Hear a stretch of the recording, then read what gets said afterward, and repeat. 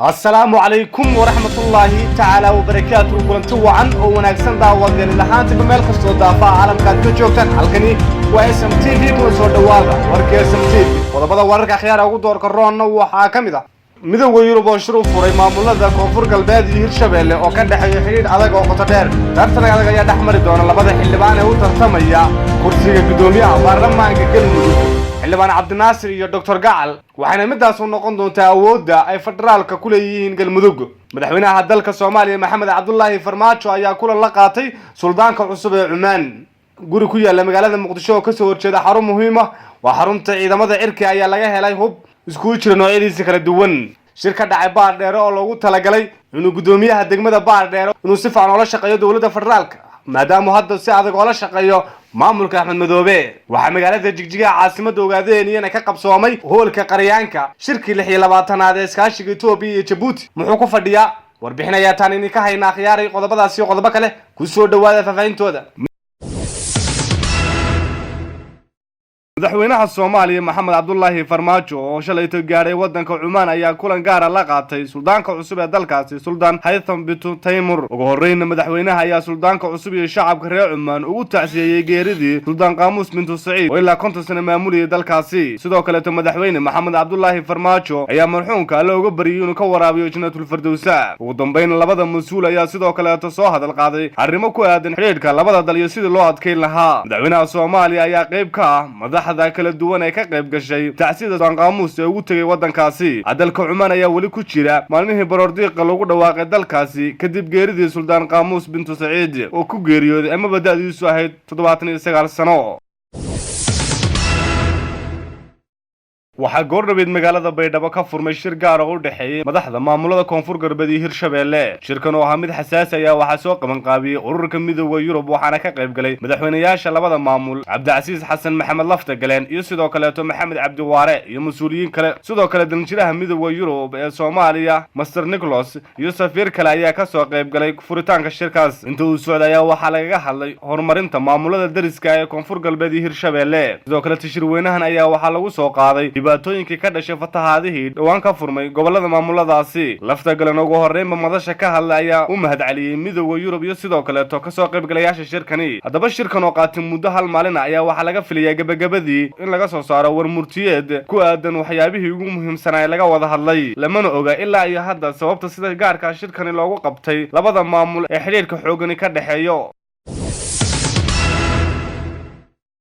ciidamada ammaanka magaalada Muqdisho ayaa habeen hore hub fara badan ka soo saaray guri ku yaalay degmada Xamar Jajab ee gobolka Banaadir kaasoo ku yaalay meel muhiim ah ciidamada dawladda Soomaaliya gurigan ayaa ku yaalay ka soo horjeedka xirada ciidamada cirka ee Afsion waxaana albaabka xirada iyo guriga hubka laga soo saaray u dhaxeeyay wadada laamiga ah ee gaadiidku maraan qolka hubka laga soo saaray oo ahaa albaab banaan ah ayaa u kareysnaa dhalinyaro kuwaas oo la sheegay inay guriga ka maqnaayeen xilligii howlgalka waxaana hubkan iskugu jiray qoryo fudud bambooyin qalab kale oo dagaal sida ay sheegeen saraakiisha ammaanka qaarkood xirada Afison oo ah goob muhiim ah ayaa habeenkii laga ilaaliyaa wixii ka dambeeya 9 habeenimo waxaana la xiray albaabka xirada wixii xilligaasi ka dambeeya ma jiro ilaa hadda cid faahfaahin dheeraad ah ka bixisay oo kamid ah laamaha amniga iyo maamulka dawladda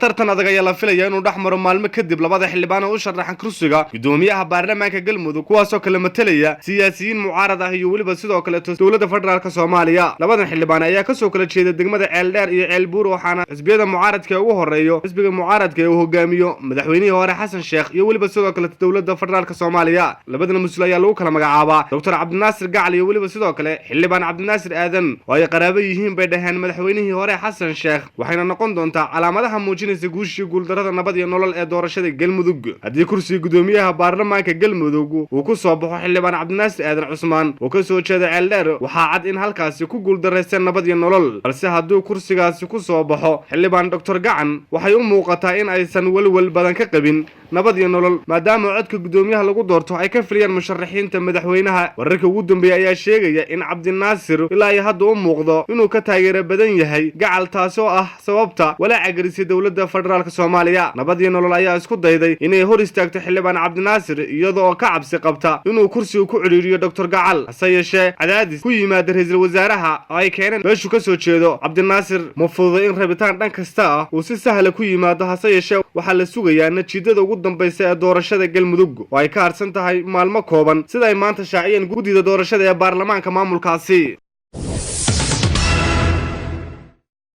waxaa natiijo la'aan ku soo dhammaaday kulankii shalayto magaalada Baardheere ee gobolka Gado ku dhexmaray saraakiil ka tirsan dowladda Soomaaliya oo ka ambabaxay magaalada Muqdisho iyo maamulka degmada Baardheere ee maamulka Jubbaland. kulankani ayaa ahaa mid uu gudoomiye Ismaaciil Qorax oo dhawaan loo magacaabay degmada Baardheere looga dalbanayay inuu la shaqeeyo dowladda Soomaaliya halkuu hadda ku xiran yahay maamulka Axmed Madoobe sida ay noo xaqiijiyeen saraakiil kulankaasi ka qayb galay. sidoo kale waxaa jira warar sheegay in gudoomiyaha loo sheegay in haddii uusan la shaqeynin dowladda uu ku khasaari doono rajadiisa gobolka Gado oo dhawaan ka bilaaban doonto howlgallo laga hagayo Muqdisho. dhanka kale wararka ayaa sheegaya in Sheekh Maxamed Xuseen Isaaqa oo ku dhow inuu ka tanaasulay la shaqeynta maamulka Jubbaland isla markaana uu taageersan yahay dowladda Soomaaliya oo wada hadal kula jirta dhowrkii maalmood la soo dhaafay. wararka ugu dambeeya ayaa sheegaya in halkaas ka socdaan kulamo gaargaar ah oo ku saabsan xaaladda gobolka Gado gaar ahaan xaaladda Baardheere ee gobolka Gado balse waxaan la ogeyn halka ay natiijadu ku dambeyn doonto.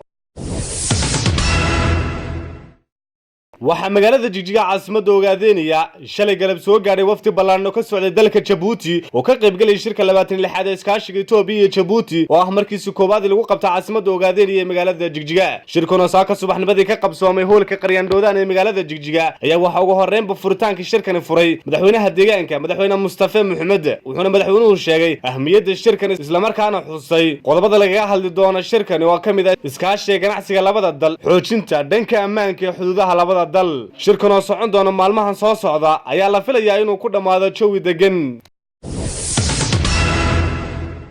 golaha aqalka sare ee baarlamaanka ayaa maanta ansixiyay hindise sharciyeedka wax ka bedelka xeerka saxaafadda Soomaalida ayaa soo martay marxalado kala duwan iyadoo lagu guuleysan laga saaro qodobo loo arkayay inay halis ku yihiin jiritaanka saxaafadda madaxa bannaan ee dhexdhexaadka ah. bishii Julaay ee sanadkii hore ayaa golaha shacabka meel mariyeen xeerka oo hadda dhaqangalkiisa ka hadhsan yahay saxiixa madaxweynaha Soomaaliya. gudoomiyaha guddiga horumarinta adeega bulshada arrimaha aadamaha saxaafadda iyo dhaqanka ee golaha aqalka sare ee baarlamaanka Senator Axmed Macalin Cumar ayaa ka hor akhriyay golaha aqalka sare. wasiirka wasaaradda warfaafinta federaalka Soomaaliya Maxamed Cabdi Maareeye ayaa hor yimid golaha aqalka sare. guddiga horumarinta adeega bulshada arrimaha aadamaha warfaafinta iyo dhaqanka ee golaha aqalka sare ayaa meel mariyay akhrinta saddexaad hindise sharciyeedka wax ka bedelka xeerka saxaafadda. golaha aqalka sare ayaa ansixiyay hindise sharciyeedkan waxaana ogolaaday 23 xildhibaan halka ay 3 xildhibaan diideen meesha uu midka kalena ka aamusay.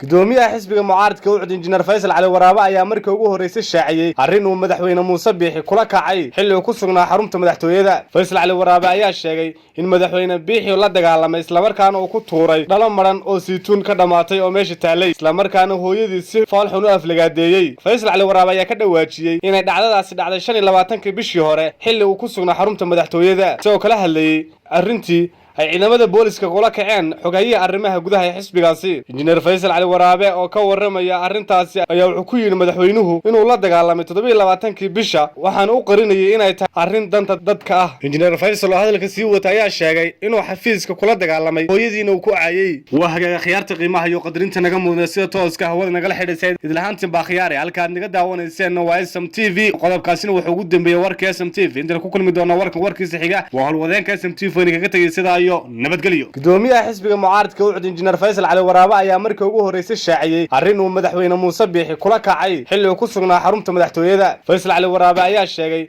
in madaxweyne Biixi la dagaalamay isla markaana uu ku tuuray dhalo maran oo siituun ka dhamaatay oo meesha taalay isla markaana hooyadii si fool xun u aflagaadeeyay. Faysal Cali Waraabe ayaa ka dhawaajiyay inay dhacdadaasi dhacday 25 bishii hore xilli uu ku sugnaa xarunta madaxtooyada isagoo kala hadlayay arrintii ay ciidamada booliska kula kaceen xogayihiisa arrimaha gudaha ee xisbigaasi. Injineer Faysal Cali Waraabe oo ka waramaya arrintaasi ayaa wuxuu ku yiri madaxweynuhu inuu la dagaalamay 27kii bisha waxaan u qarinayay inay tahay arrin danta dadka ah. Injineer Faysal oo hadalka sii wata ayaa sheegay inuu xafiiska kula dagaalamay hooyadiina uu ku caayay. waa hagaag khiyaarta qiimaha iyo qadarinta naga muudnaa sida tooska hawada nagala xidhisay idlahaantin baa khiyaare halka naga daawanayseen waa SMTV qodobkaasina wuxuu ugu dambeeyay warka SMTV inta ku kulmi doona warkiisa xiga waa hal wadeenka SMTV oo inaga tagay sida iyo nabadgelyo.